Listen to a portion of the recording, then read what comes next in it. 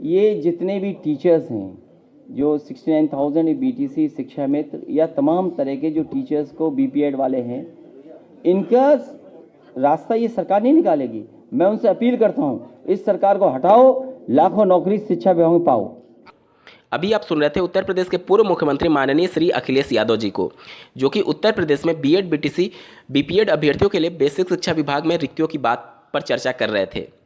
इन सब के बाद से उत्तर प्रदेश में राजनीतिक तौर पर नई शिक्षक भर्ती के रास्ते खुलेंगे या फिर बंद होंगे, इसके बारे में डिटेल में हम लोग बात करने वाले हैं। तो अंत तक जरूर जुड़े रहिएगा इस वीडियो के साथ बिना किसी पार्ट को स्किप किए हुए। नमस्कार दोस्तों, मेरा नाम है नीरज और आप देख रहे हैं करियर बिट यूट्यूब चैनल। अगर आप इस चैनल पर पहली बार विजिट कर रहे हैं तो इसको सब्सक्राइब करते हुए बेल आइकन को प्रेस करना ना भूलें। माननीय पूर्व मुख्यमंत्री जी के द्वारा स्पष्ट शब्दों में बीटीसी, शिक्षा मित्र और बीपीएड का नाम लेते हुए कहा गया कि प्रदेश की वर्तमान सरकार इनके लिए रास्ते नहीं निकालेगी। साथ ही उन्होंने 69,000 शिक्षक भर्ती की भी चर्चा की। स्पष्ट तौर पर उसमें जो दो संबंधित मामले हैं, पहला 22,000 पदों को जोड़ने के संदर्भ में और दूसरा आरक्षण विवादित मामला, इन सब की तरफ भी उनका इशारा था और इनका कोई हल ना निकालने के लिए प्रदेश सरकार पर वो हमला कर रहे थे।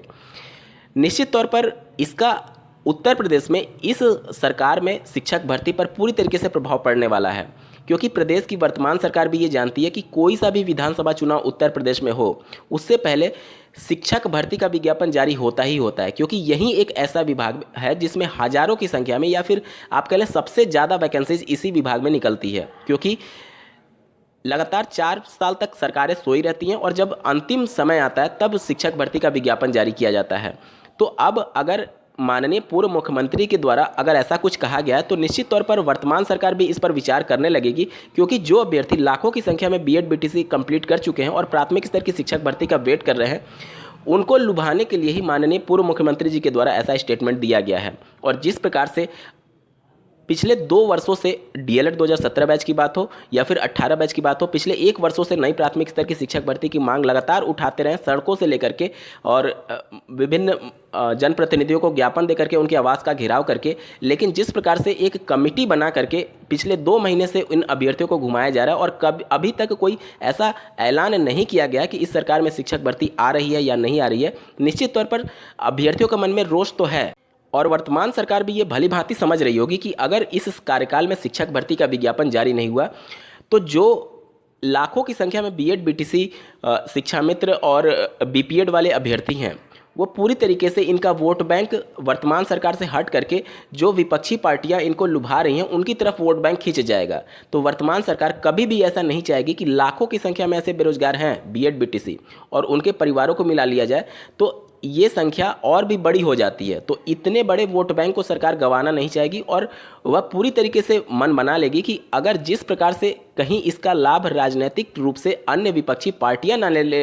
विधानसभा चुनाव में, उससे पहले ही प्रदेश की वर्तमान सरकार एक बड़ी शिक्षक भर्ती का ऐलान कर सकती है। अब सरकार विधानसभा चुनाव 2022 को टारगेट करे या फिर लोकसभा चुनाव 2024 को टारगेट करे। अगर वर्तमान सरकार पिछली 68,500 और 69,000 सहायक अध्यापक की भर्ती पर इस विधानसभा चुनाव को लड़ती है तो फिर उसका मेन टारगेट लोकसभा चुनाव 2024 होगा और उसके पहले 2023 में प्रदेश की वर्तमान सरकार शिक्षक भर्ती का ऐलान कर सकती है, अगर ये सत्ता में फिर से चुन करके आते हैं। अन्यथा की कंडीशन में अगर सत्ता परिवर्तन हुआ तो पूर्व मुख्यमंत्री जी के द्वारा पहले ही इनके मुद्दों पर बार बार कहा गया है और वो लगातार बीएड बीटीसी अभ्यर्थियों को टारगेट कर रहे हैं ताकि शिक्षा विभाग से संबंधित जो भी अभ्यर्थी हैं उनका वोट बैंक उधर की तरफ चला जाए। साथ ही इनके कई मंत्रियों जी के द्वारा ये भी पहले भी कहा गया है कि इनकी सरकार बनते ही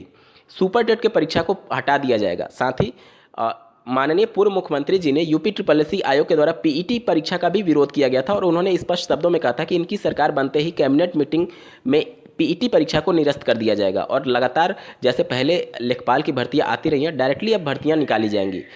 तो कहीं ना कहीं बेरोजगार युवाओं को पूर्व सरकारों के द्वारा टारगेट किया जा रहा है, क्योंकि भले ही राज्य सरकार रोजगार के मुद्दे पर कुछ भी दावे करती हो लेकिन ज़मीनी हकीकत उससे कोसों दूर है। जिस प्रकार से वर्तमान सरकार की लेखपाल के रूप में एक